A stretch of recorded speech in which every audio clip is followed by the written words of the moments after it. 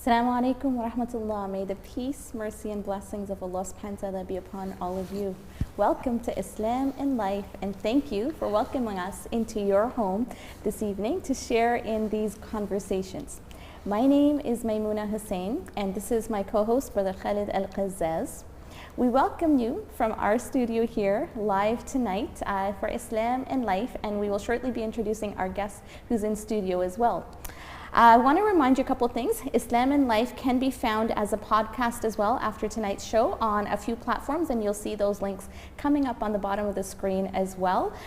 So those are Google Podcasts, the Podbean app, the Amazon Music podcast, Amazon TuneIn and Alexa, iHeartRadio, as well as a Player PM. FM. So you can be driving or working or doing your own things and listening in on this great conversation, or if you feel that there was something good that happened tonight and you want to share it with your family and friends, please share that any of those links where they can listen in, inshallah. So as we begin, we say Bismillahir Rahmanir Rahim. We begin with the remembrance and praise of Allah subhanahu wa ta'ala, and with anything that we hope will bring goodness. And so we'll begin with a few verses of recitation from the Holy Quran.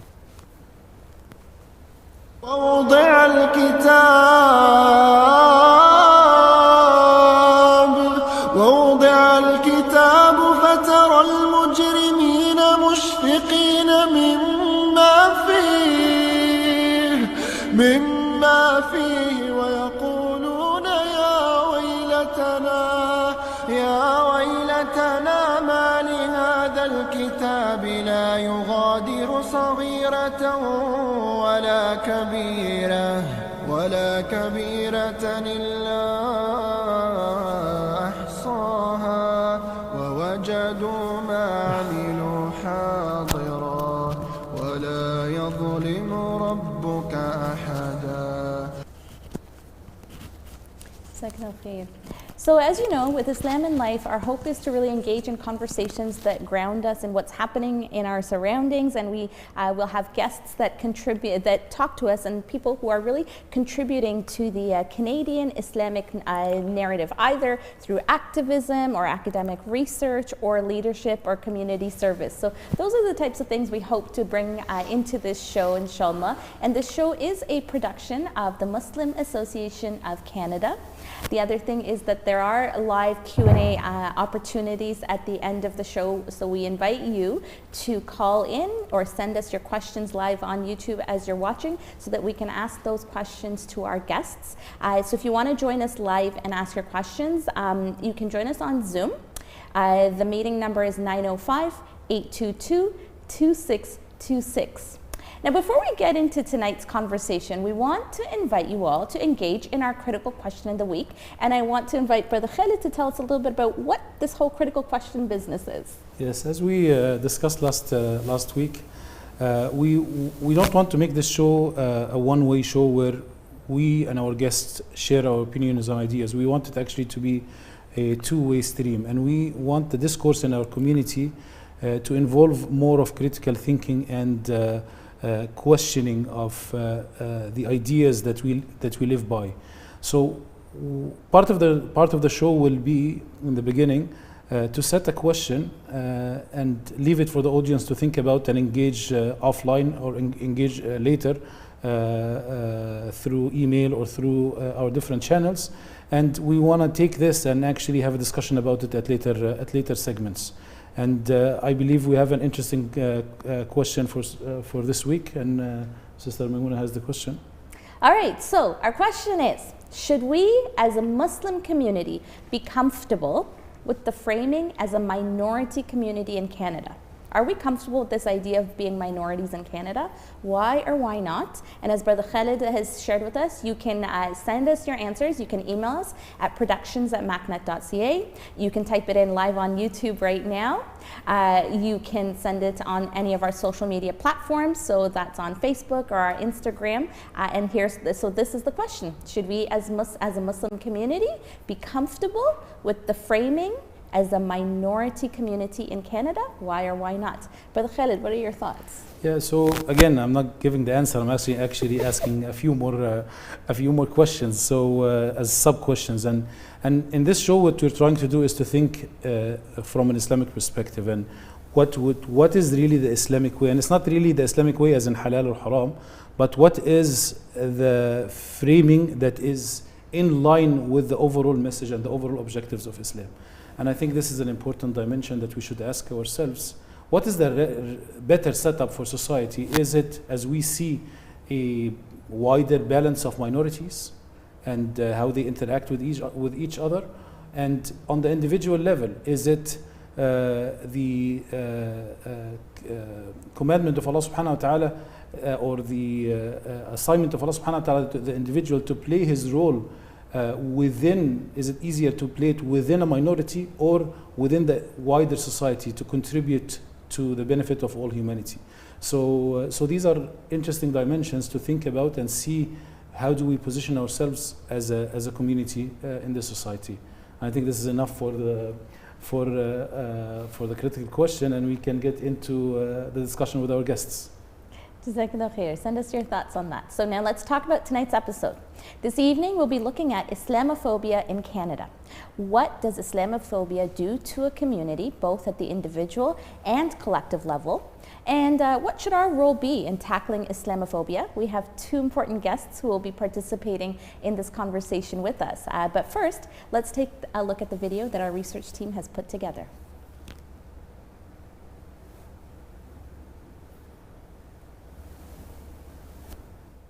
The International Civil Liberties Monitoring Group released a report in 2021 concluding that the Canada Revenue Agency is purposely increasing audits and revocations of Muslim charities in its attempt to counter terrorist financing.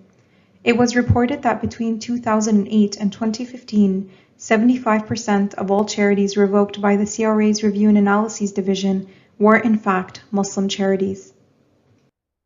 Under layered suspicion, a research collaboration between the National Council of Canadian Muslims and the University of Toronto discovered structural biases and prejudicial policies that influenced the Canada Revenue Agency's Review and Analyses Division to select Muslim-led charities for audit.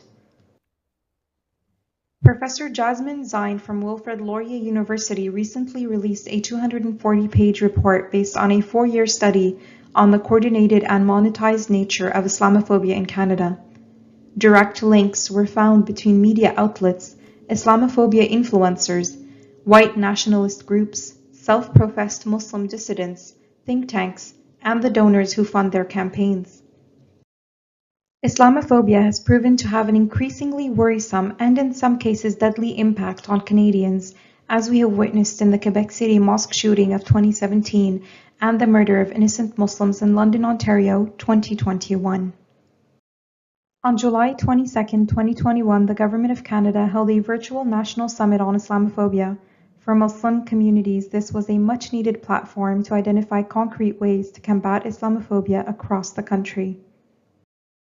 During the summit, the Government of Canada made a few commitments that are related to engaging directly with Muslim communities, such as looking at the Security Infrastructure Program, looking at the digital literacy and tackling misinformation, developing dedicated resources to support government work on combating Islamophobia, conducting a systemic study to address the concerns of Muslim-led charitable organizations, and taking a whole-of-government approach when acting on these priorities. Troubled by an increase of hate crimes against Muslims in recent years, the Senate Committee on Human Rights held public hearings in November 2022 to hear from affected communities for its study on Islamophobia in Canada.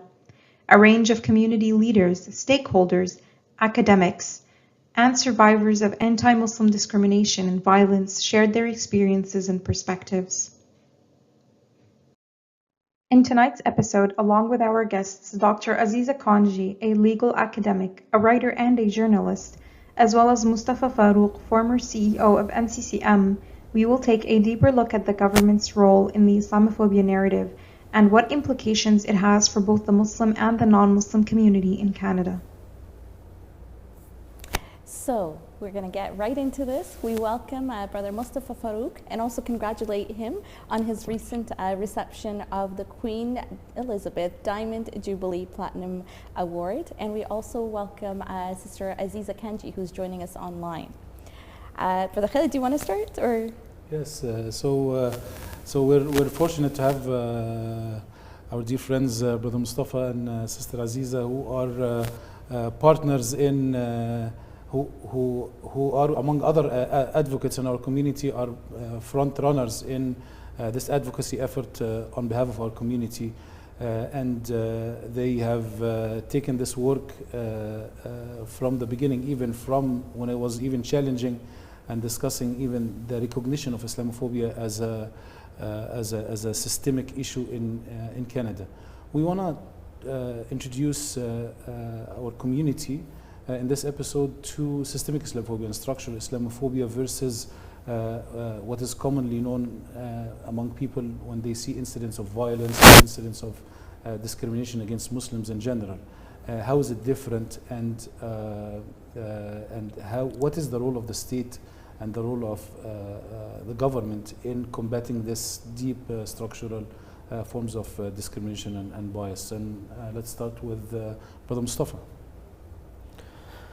Bismillah. So, I mean, I won't speak too long, just so that we can dive into more of a discussion. But I think the reality is that systemic Islamophobia has obviously been a massive factor in the lives of many Muslims, certainly observable in the last 20 years. I remember as a kid going to the masjid, and when we would be exiting, you'd see written above the phone, "They listen here." Because the masjid was quite certain it was being wiretapped. And so right as an 11-year-old kid, you're exposed to this notion that, the government is, surveilling the masjid. And, as I joined with groups like the National Council of Canadian Muslims, we discovered, and of course the Canadian Muslim community has been continuing to discover the degree to which systemic Islamophobia has played its role at every level, from discriminatory legislation like Bill 21 in Quebec to things like the way that the national security establishment works at the federal level, to the way that police agencies locally have permeated or been permeated by white supremacist or Islamophobic groups.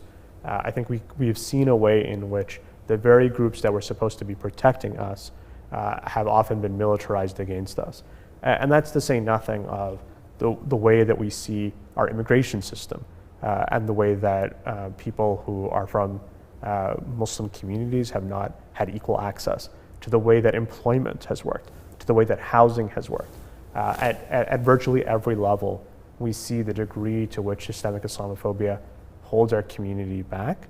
But I think also, and to Brother Khalid's very correct point, as members of our community, our work is always to rise and to hold together, because truly when there is truth, then falsehood cannot remain.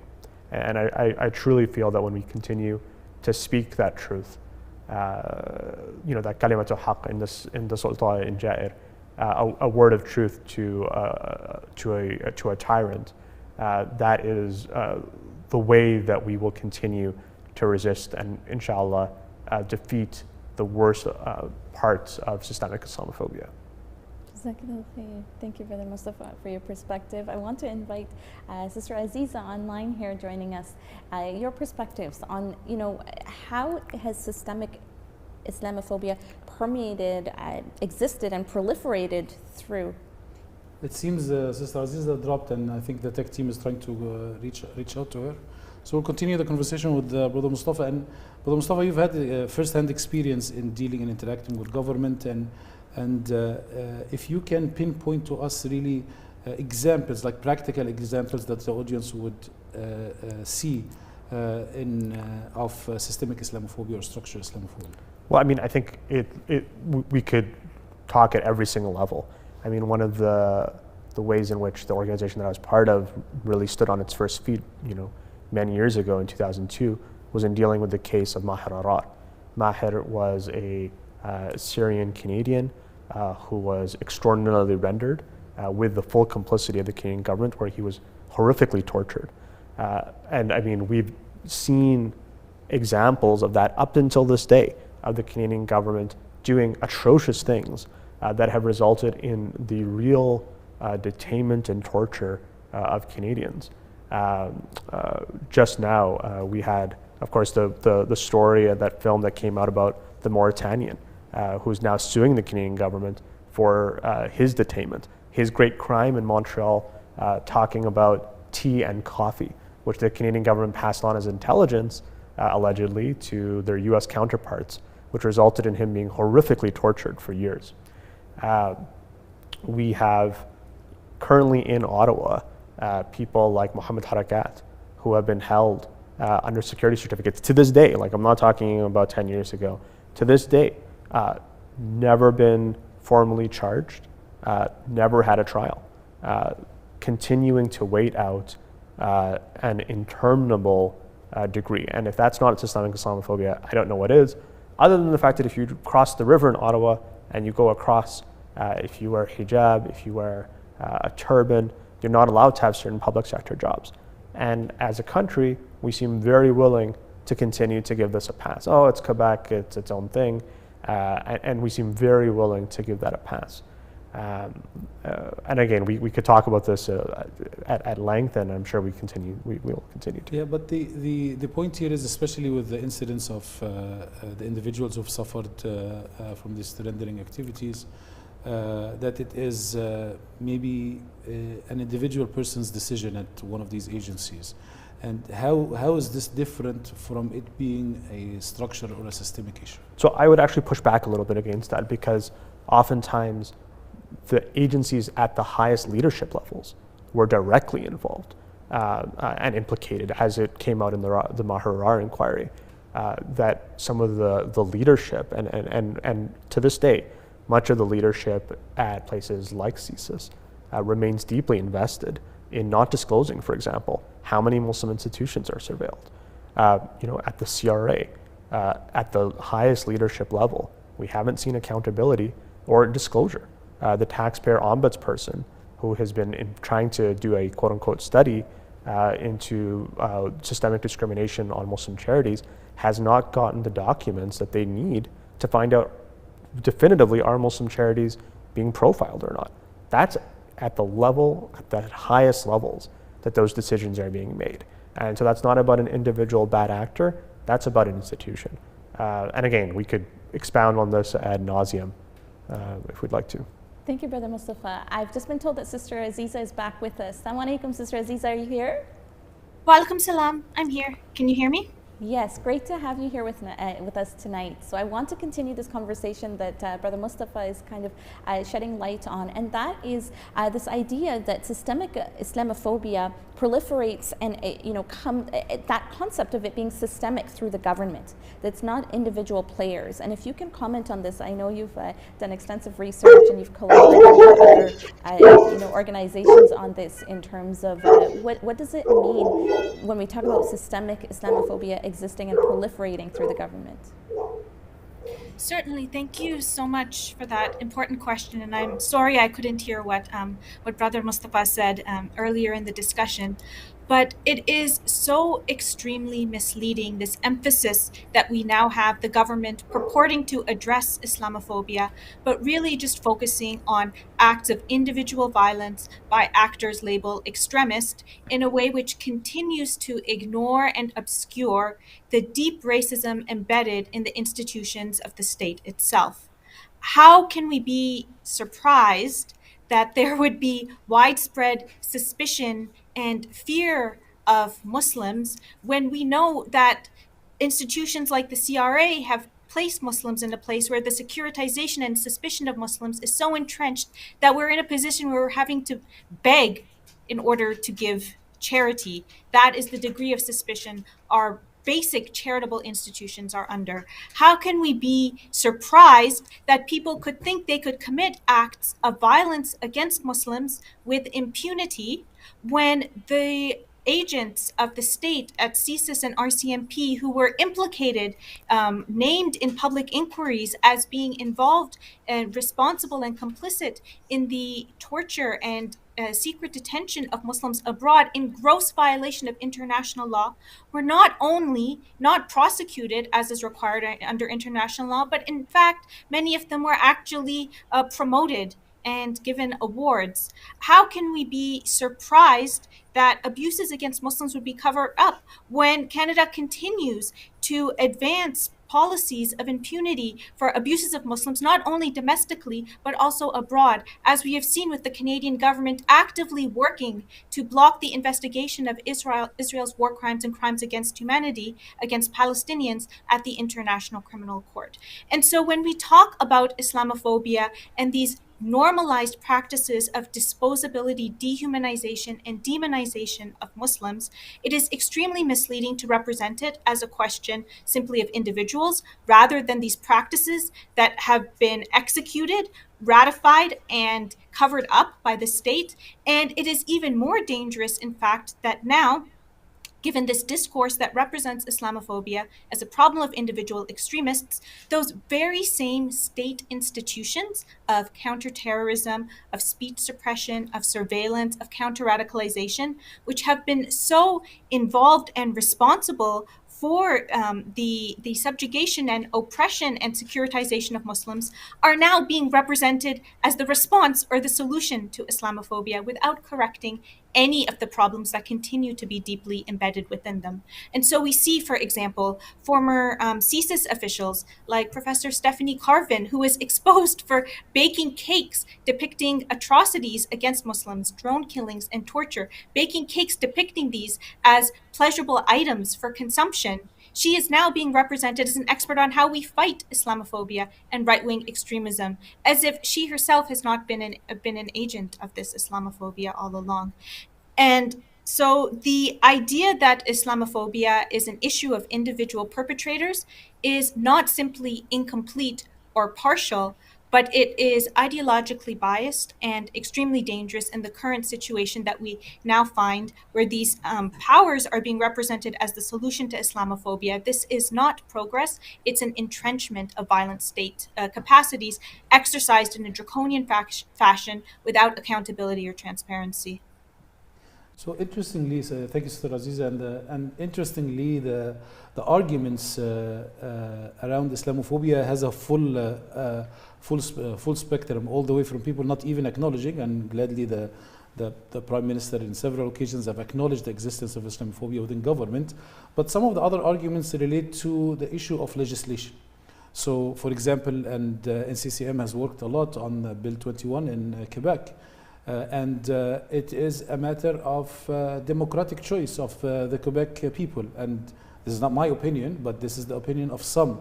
And why is it that the Muslim community is not willing to agree or accept the opinion of the majority in Quebec, for example?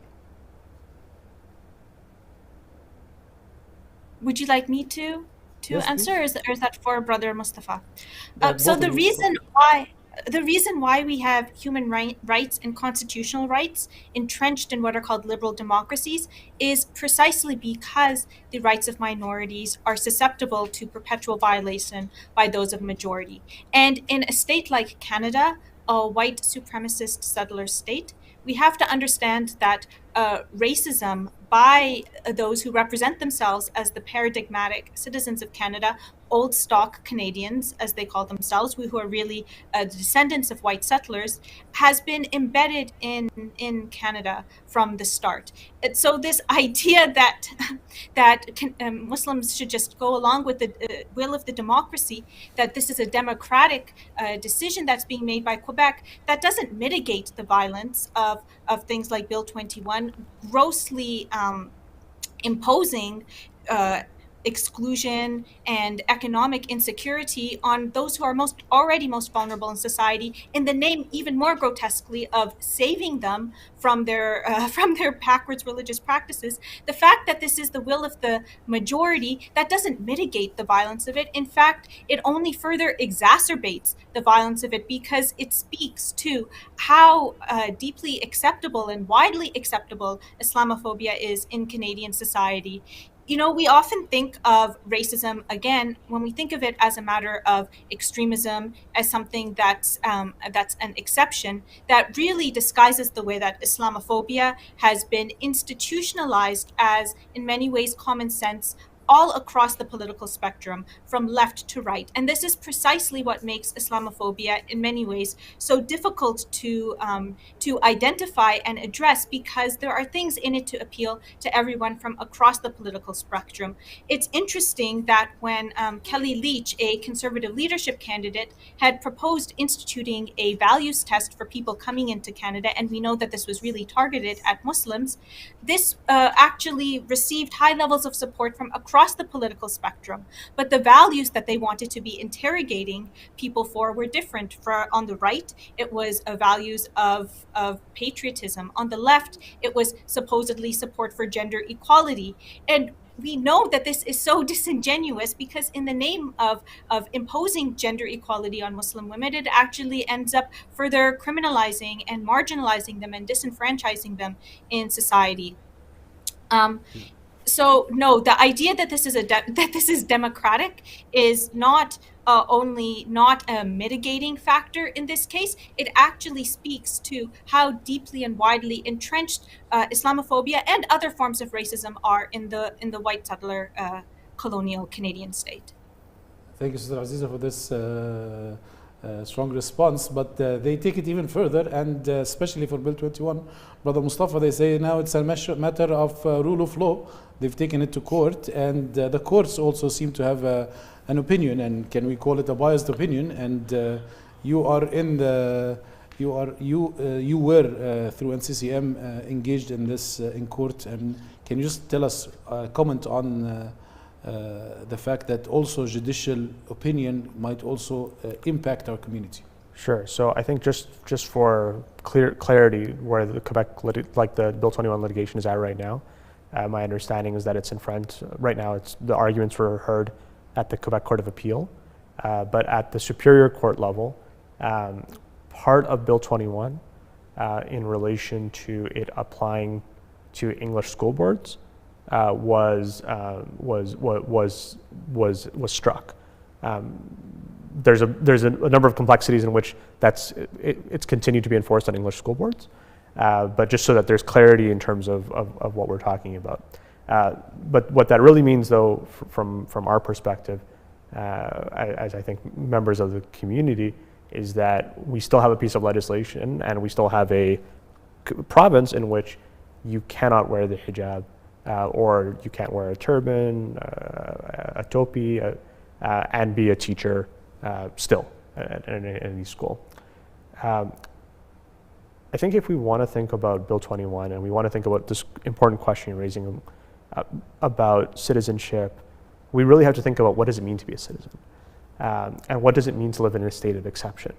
The political philosopher Giorgio Agamben, in his book The State of Exception, talks about how, and I'm dramatically oversimplifying, but how democracy can really be viewed as a history of moving from one state of exception to another.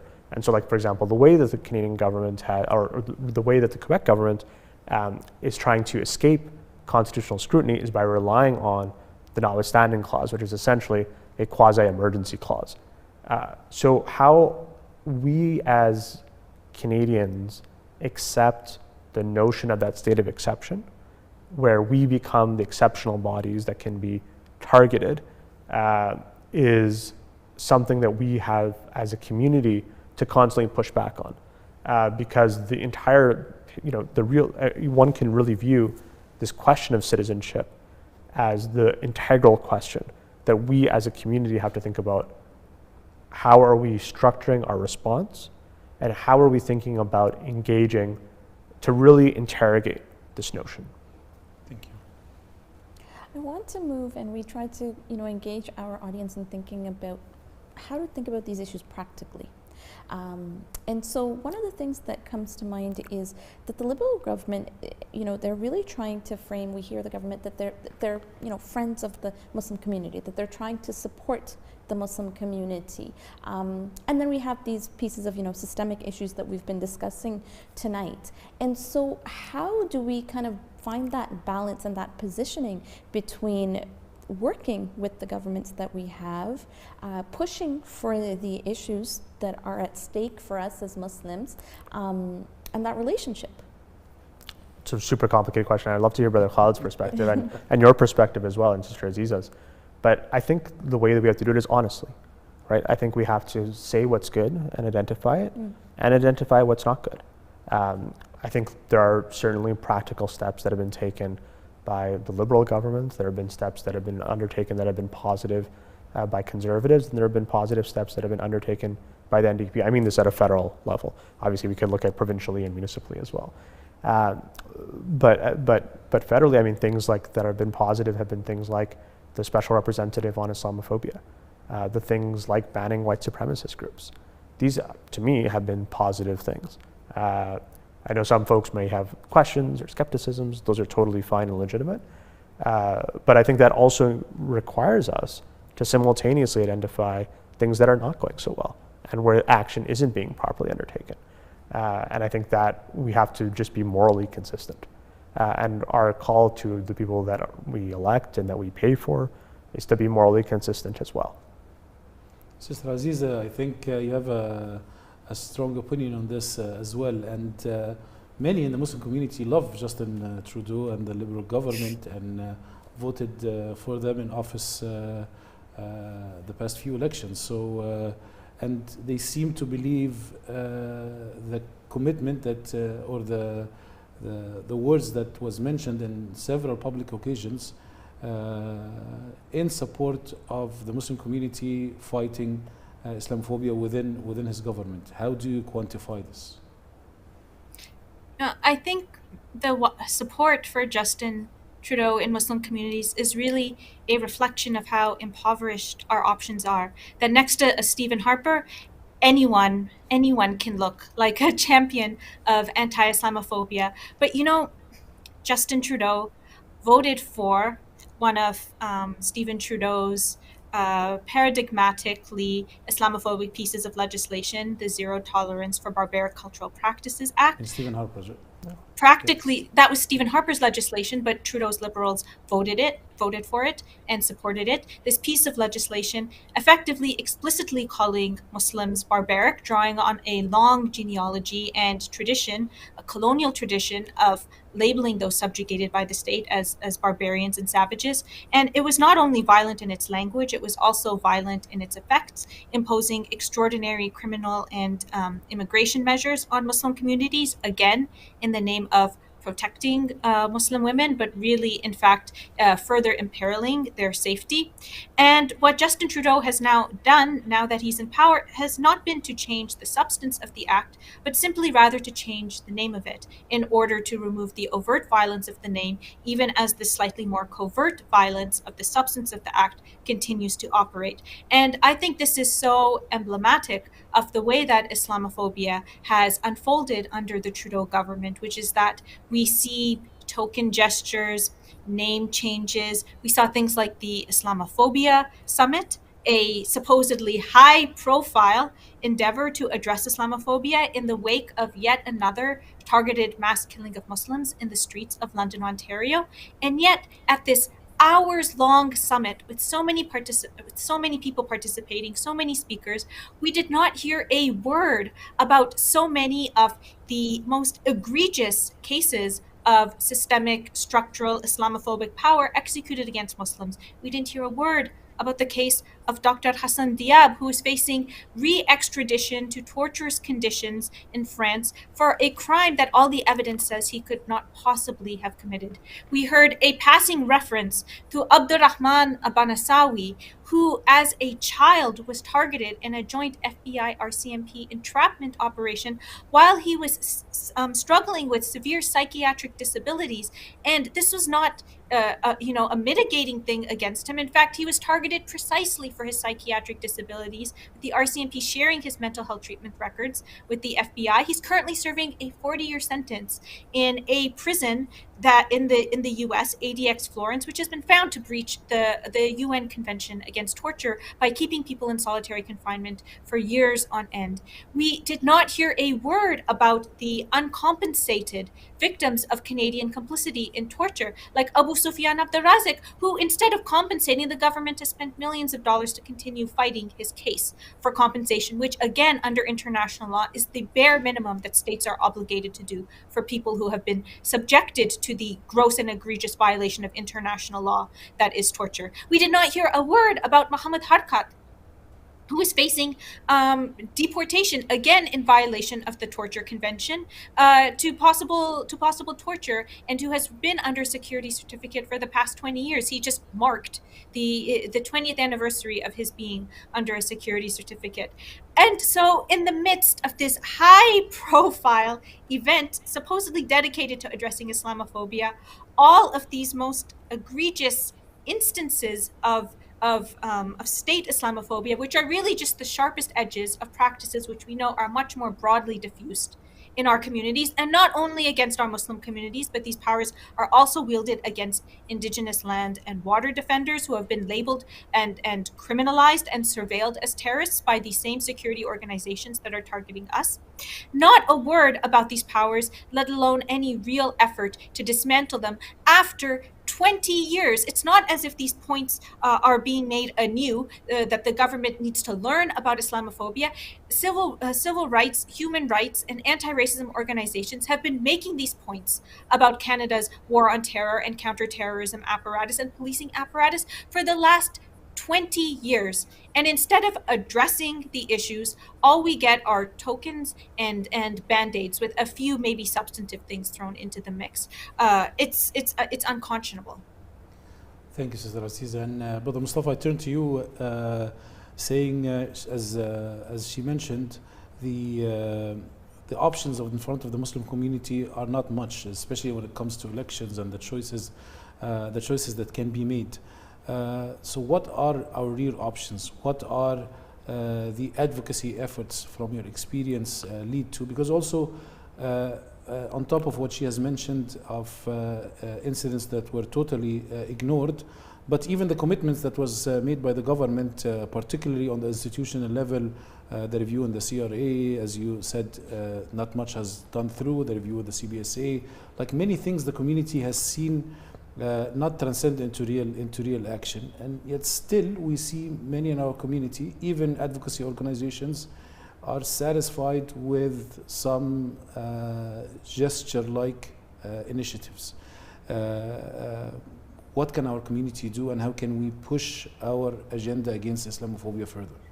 Yeah, so I mean, look, I think the first thing is we all have a responsibility to educate ourselves. If I'm not learning about what's going on at the CRA, if I'm not learning about what's happening, hey, does my kid's school, do they have a plan to address Islamophobia? We're coming up to January 29th.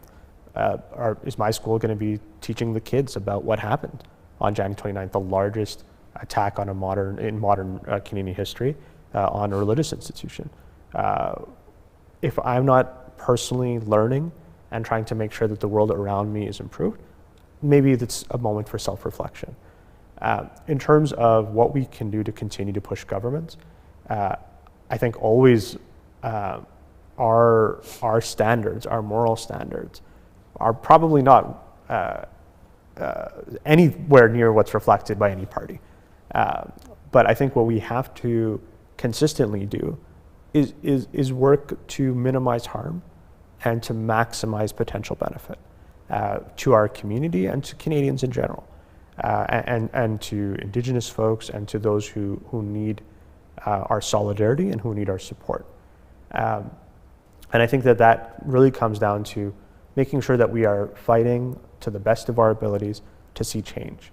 And so, for example, to speak of the CBSA, while the CBSA is a remarkably problematic institution, I know that NCCM is leading litigation against the CBSA right now. we just saw CBSA. I mean, I know that it's in second reading right now. There's CBSA oversight legislation that's coming in, and it's imperfect legislation, but that's in large part a response to much of the work that's been done by the community. So I don't want, and I think we need to be clear-eyed on the problems, but I also don't want our community to become pessimistic. The work that you do, the work that when you stand up, it does have an impact. Just a little while after communities and groups like MAC came together and called for stronger and stiffer work to make sure that forced labor products from China and East Turkestan didn't come to grocery shelves. We've now had a forced labor bill that's going to third reading, and so it's an imperfect bill. There's a lot there, but I think the point is that alhamdulillah, with your support and really as Canadian Muslims, all of your effort, that's when things start to change. And so really what I recommend, Sister Maimuna, you make a perfect point about being practical. What I would recommend is that for every person, take 2 minutes out of your week, literally, that's all I'm asking.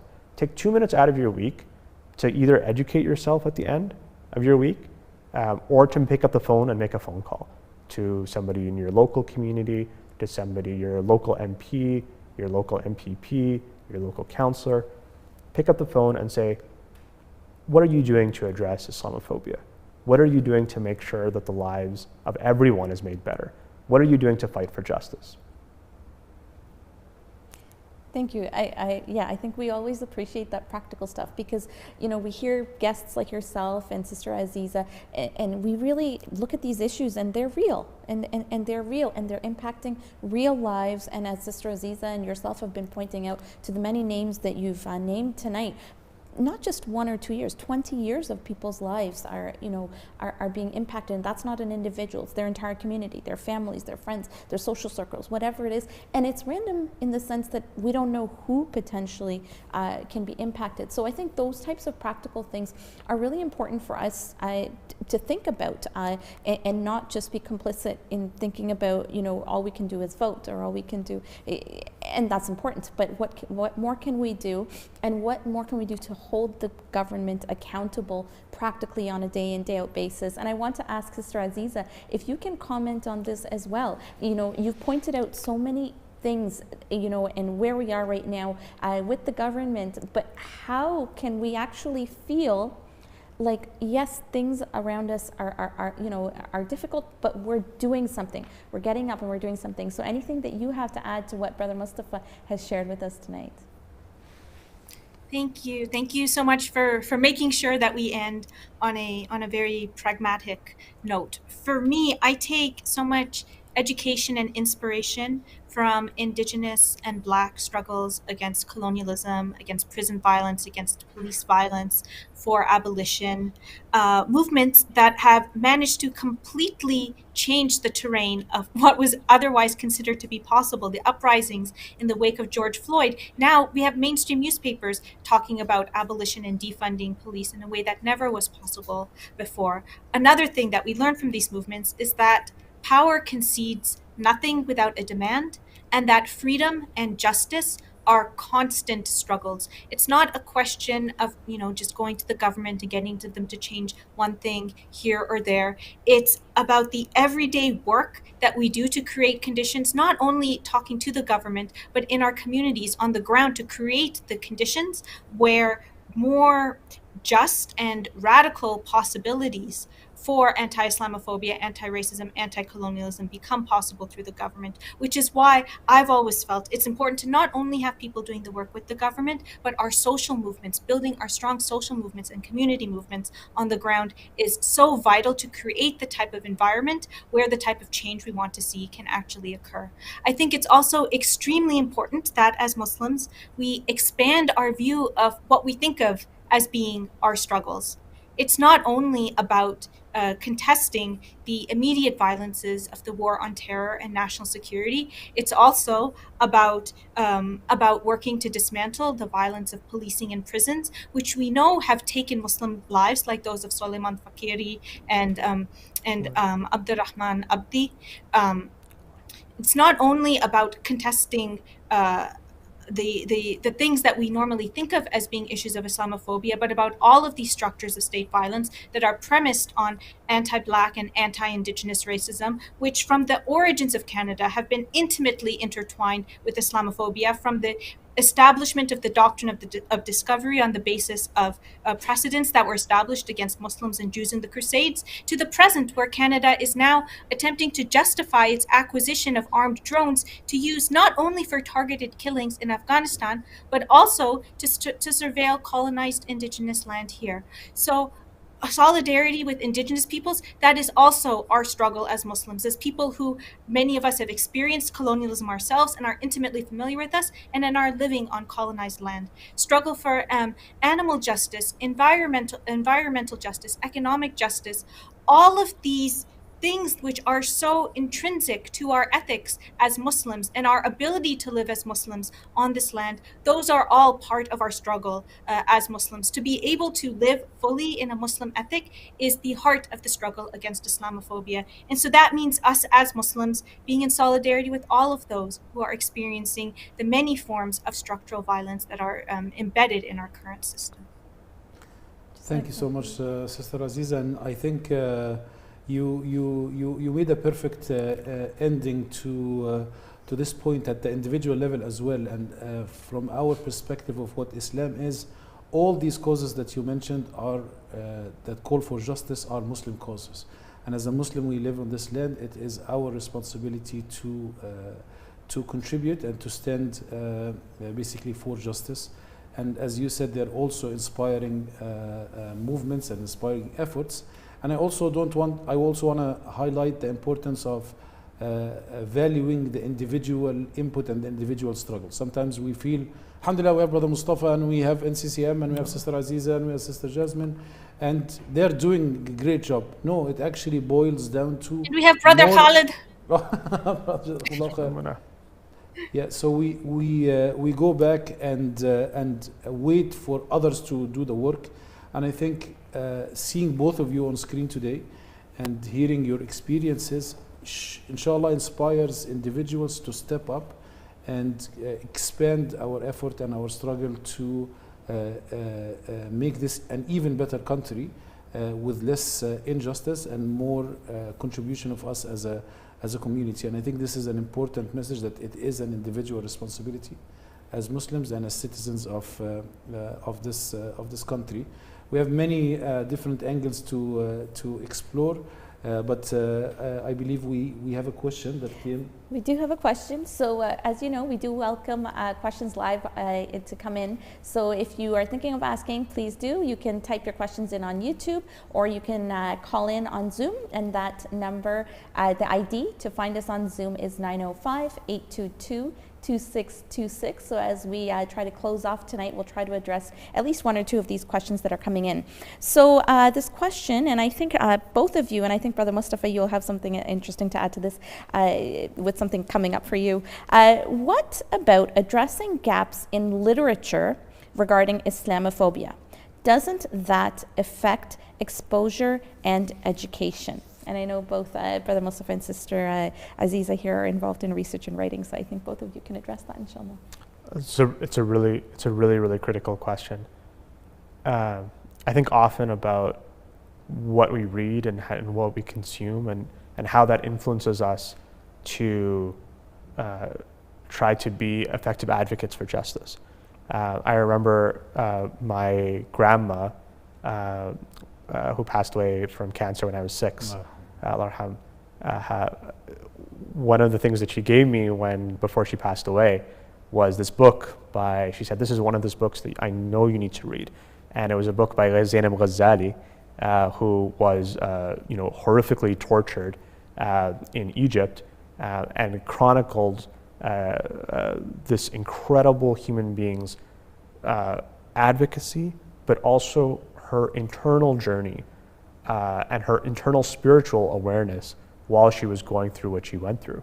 And that book had a profound impact on the way that I tried to, as a young person, was trying to understand what I needed to do to live. Zainab Ghazali has this piece in the book where a dog comes and they put a dog in her cage, and she makes dua, and the dog like essentially collapses. I read it a long time ago, but I think that had such a formative moment for me. So I think like there's a lot of literature that's out there. I would really recommend doing like a search, and there's lots of good resources that can help direct you, from things like the autobiography of Malcolm X to many books about activism and standing up for justice. There's a lot out there. And as you're doing this work of researching and learning about Islamophobia and giving books so that people can learn about the struggles that folks have gone through and also their spiritual struggles, I'd also always recommend that you take time to also read about how to improve yourself. When we look at the word dhulm in the Quran, like oppression, often it's used in the context not just of external oppression, but internal oppression. ظلم على نفسه, that you're oppressing yourself. How am I, if you're trying to stand up to be an advocate for justice, is this coming from my own ego? Am I really just trying to get my name out there? Am I trying to do something that's not helpful? I'd always recommend that when we're thinking about reading that literature of advocacy, we're thinking about how to also look at literature that improves us as advocates. Jazakallah khair. Thank you so much. Very insightful. We have a few questions coming in, but Sister Aziza, I will, if you want to address this question on education, but also I'll leave you with one question.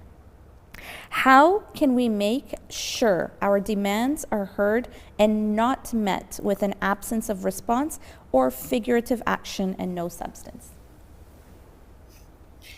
Thank you for both of those important questions. So first, on the question of literature, I think so often we think that racism persists because of an absence of information, and that if we just had more facts, more evidence, more narratives of brutality, that people would recognize Islamophobia and other forms of racism for what they are, and they would be compelled to act. But in fact, what we see from the experience with policing, for instance, where we have seen incident upon incident of grotesque police brutality, even filmed by body cams, and yet very little is done to rectify those structures of violence.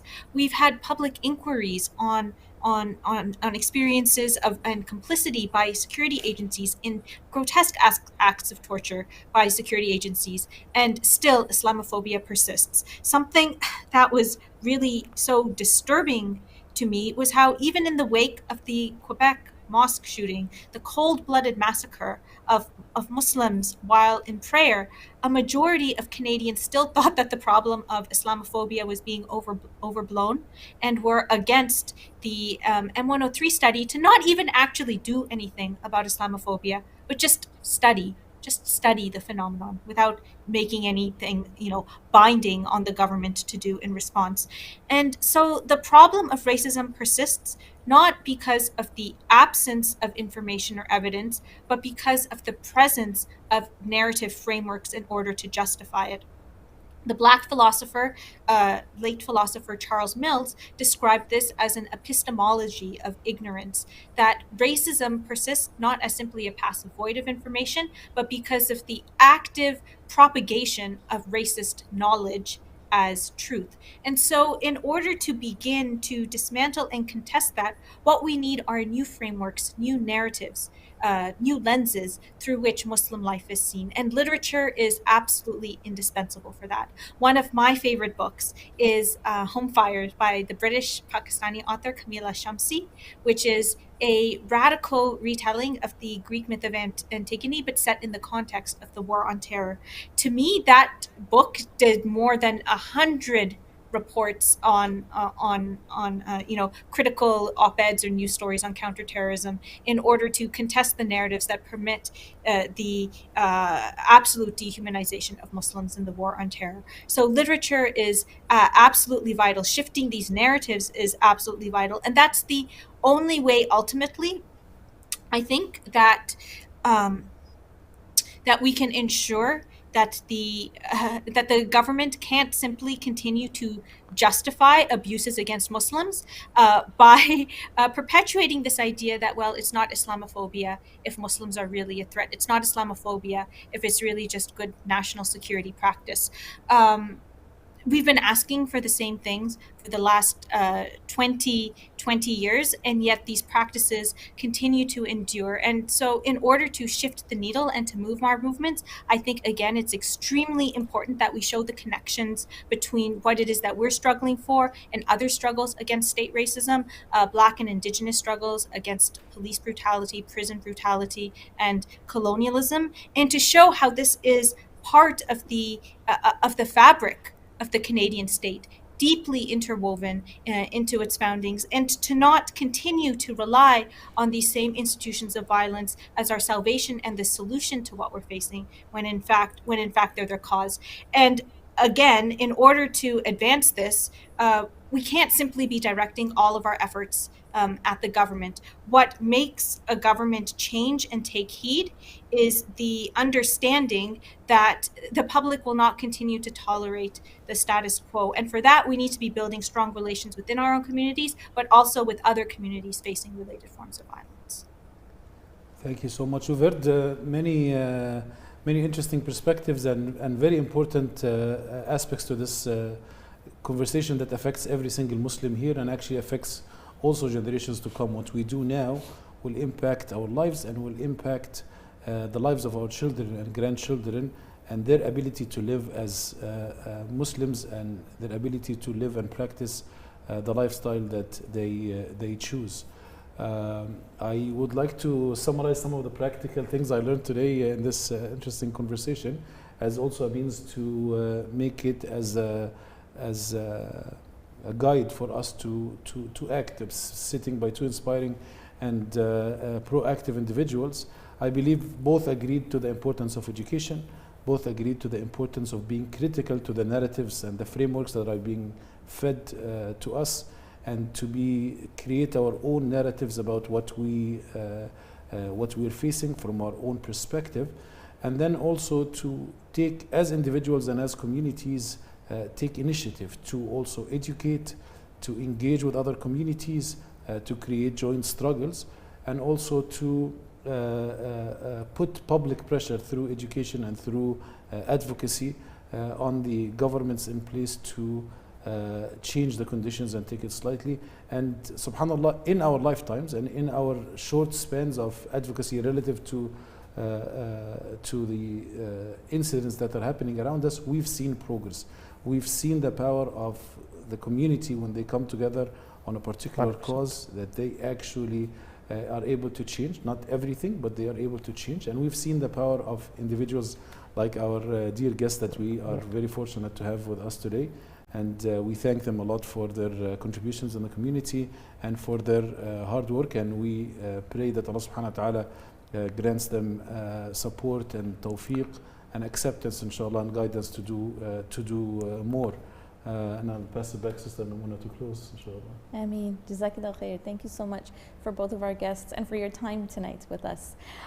So I want to, as we wrap up, give you a little bit about where we're headed next week, because we want to continue. This is a two-part series on Islamophobia and focusing on its impact nationally as well as locally in terms of communities and individuals. So Brother Khalid, maybe a little bit of insight on where we're headed next week with this conversation. So I think we've given enough criticism to the government this week. Next week, we're giving them a chance to respond and tell us, take them to the question of what are they doing to address Islamophobia, and hopefully they will be able to tell us what's happening, what are the challenges, what are the obstacles, and what are they planning to do. So we hope to host members of the parliament, members of the cabinet on the show next week to have this conversation about the government's role to combat Islamophobia. And the audience are the judge at the end, which part of the conversation are they more comfortable with, but the responsibility at the end on us as a community to take action and to impact and make a difference, inshallah. So join us next week for part 2 of this conversation on Islamophobia, inshallah. So we'll be here live in studio, online, 7:30 Thursday evenings. We'll ask Brother Khalid to maybe a closing dua before we end tonight, inshallah. سبحانك اللهم وبحمدك نشهد أن لا إله إلا أنت نستغفرك ونتوب إليك بسم الله الرحمن الرحيم والعصر إن الإنسان لفي خسر إلا الذين آمنوا وعملوا الصالحات وتواصوا بالحق وتواصوا بالصبر جزاكم الله خيرا. السلام عليكم. وعليكم السلام.